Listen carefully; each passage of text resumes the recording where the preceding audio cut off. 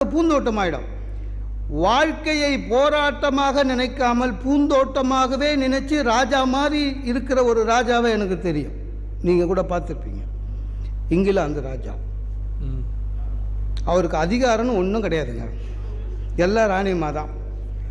எங்கே போனாலும் கூட போகணும், அவ்வளோதான் அவர் வேலை. எதுக்காவது கஷ்டப்பட்டுருக்காரு அவர்? ஐயோ வாழ்க்கை இப்படி ஆயிடுச்சு, எல்லாரும் ஒய்ஃப் ராணின்னு தெரிஞ்சு போச்சு, கூட போவார்.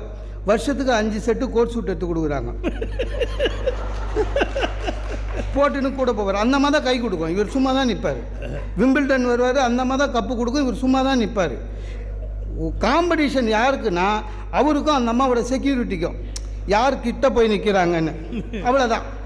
அதுலேயே மகிழ்ச்சி ஆகலாம். அப்படி தான் வாழ்க்கை, அப்படி தாங்க இருக்கணும். நான் கிளம்புனேன் ஆஃபீஸுக்கு, என் ஒய்ஃபை திடீர்னு வந்தால் என்னை எங்கள் ஆஃபீஸில் எடுத்துமே விட்டு போங்கன்னா, அது முதல்ல சொல்ல மாட்டாங்க. அந்த கிளம்பும்